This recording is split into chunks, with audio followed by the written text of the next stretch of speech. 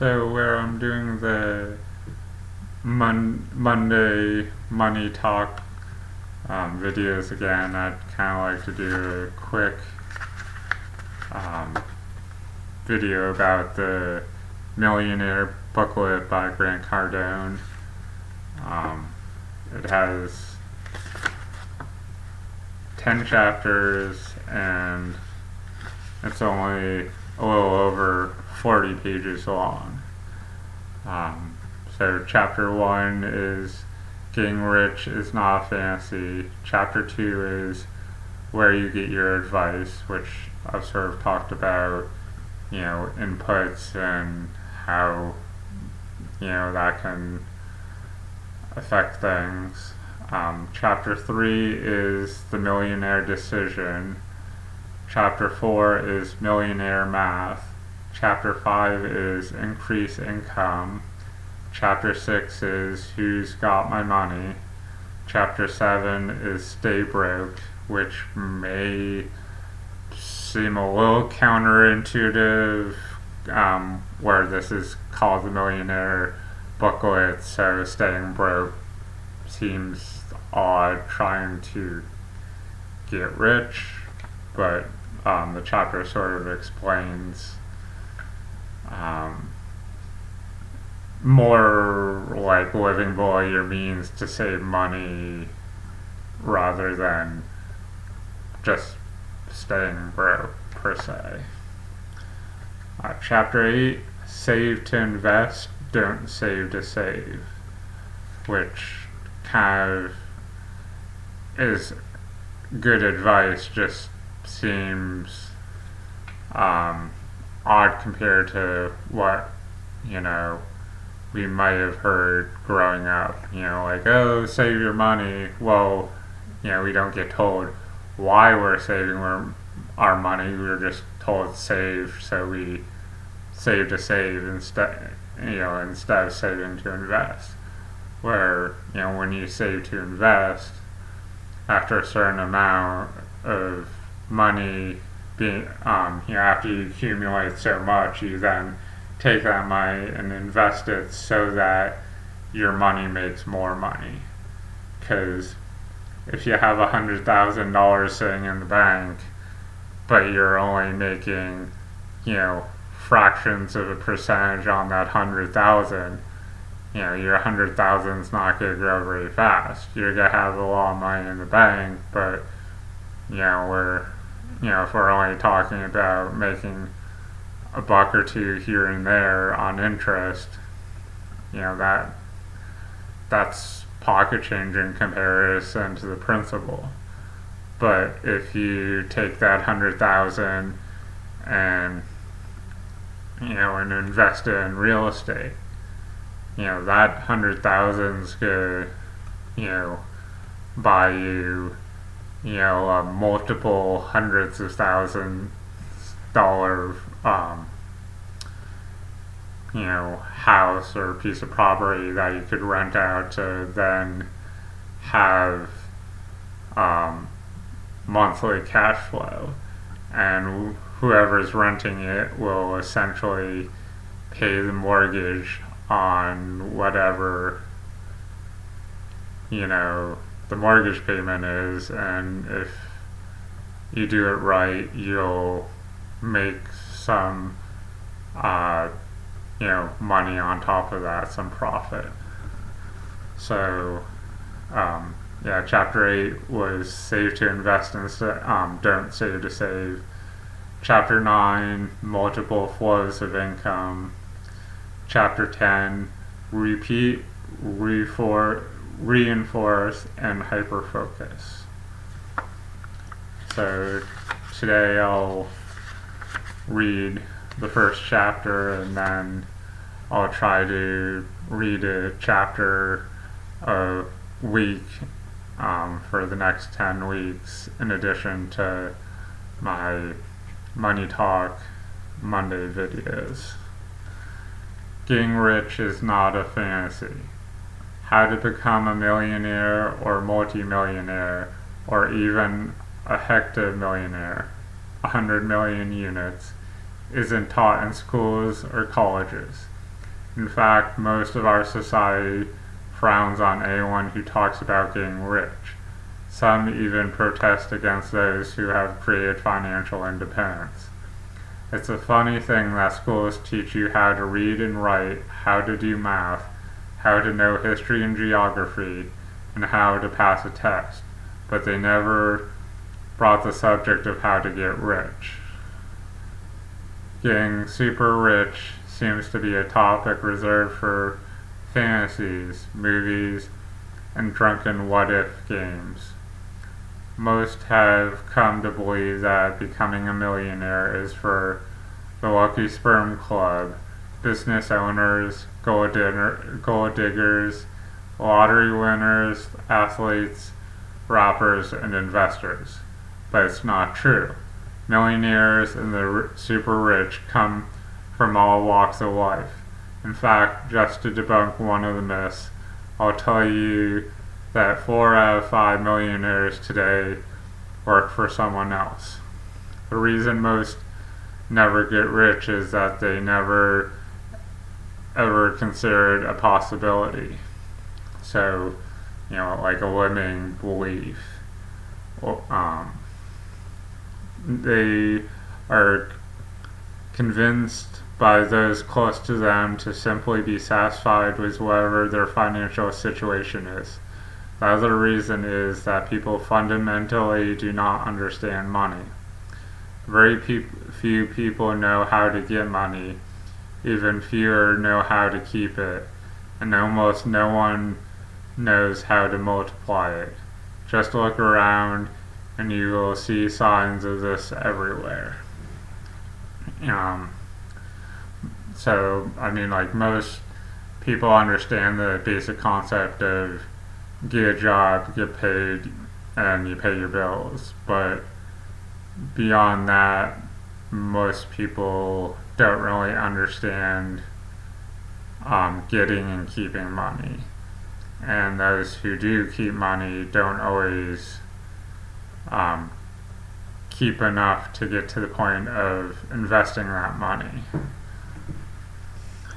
Even in one of the richest countries in the world, America, 76% of people live paycheck to paycheck.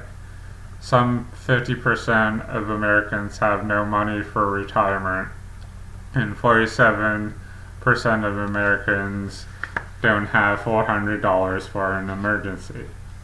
If these statistics were true in a poor country, it would be one thing, but America is considered a wealthy country. And then here it kind of quotes what was previously said. Very few people even know how to get money, even fewer know how to keep it, and almost no one knows how to multiply it. Turn on the television or go online and you will see endless, ridiculous financial advice. Financial pundits suggesting saving tickets where your path to wealth is finding the lowest price for a product or putting more air in your tires to save gas. This piece of advice always cracks me up. If you don't drink coffee out, you'll save another $700 a year. You can save $700 a year for the next 50 years and you won't be rich, you'll just be old. Another pundit preaches all debt is bad and that by avoiding debt you will somehow be financially free. Never borrow money under any circumstance, the previously bankrupt advisor promotes. He overlooks the reality that almost all the super rich have used debt to multiply their wealth. Using debt to multiply wealth, how you could do that would be getting real estate. Obviously, if you don't have $1 million in the bank, you can't buy $1 million property. But if you have, you know, $10,000 or $20,000 to put down, or even $5,000 to put down, you can, potentially buy something that's 100,000 or a little bit more, and then that $100,000 house can be rented out for, maybe $750 to $1,000 a month, and then that pays the mortgage on the $100,000 house, and the value of the real estate over time goes up because the cost of everything goes up. So, getting a mortgage is one way that you can use debt to multiply your wealth. Flip the channel and you'll see fancy graphics making a case that you should turn your money over to the boys on Wall Street who, smarter than you, will invest in stocks, bonds, and financial instruments they can't even explain. Ask your parents for my advice and they will recite their path. Get a good job, buy a house, contribute to your 401k, be grateful you have more than most, and pray everything goes right. Which the whole, pray everything goes right, doesn't take into account that, worst case scenarios of, getting sick or, having an accident.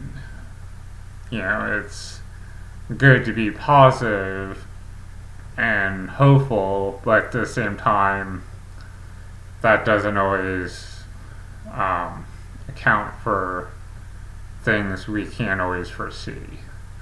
So I would say it's good to plan for the worst and hope for the best. I have never wanted to just have enough. In fact, truth be known, I have always wanted to be rich. While I do believe in prayer, I don't expect God to take care of my finances, and I certainly don't want to leave it up to everything going right. At a very young age, I noticed how the people who made the decisions and had the power of choice all seemed to be the people with money. I wanted to be one of them. I didn't want the money for the sake of money, but to be able to have the power of choice. At the age of 8, one of my first experiences with money was walking to the local grocery store. I had a quarter in my pocket to spend at the store. I was excited, giddy, and I felt powerful. I was walking into the store with my brother, fondling my quarter, when I dropped it in the street and it rolled into a manhole. I got onto my hands and knees only to discover my arms were too short to retrieve the quarter. I got up, wet, dirty, angry, and wanting to cry. I remember going home and telling my father how I lost my quarter. My father said to me, "You shouldn't play with money." My grandfather later grabbed me and said, "Son, the problem isn't simply that you lost a quarter. The problem is that it was your only quarter." Since that loss, I have been fascinated with the idea of amassing enough money so no single event or loss would ever cause me to be without. So hopefully you found some value in me reading the first chapter.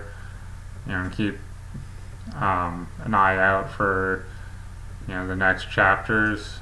If you haven't already subscribed, maybe consider subscribing and hitting the bell notification so you can see when other videos upload if you found this one interesting.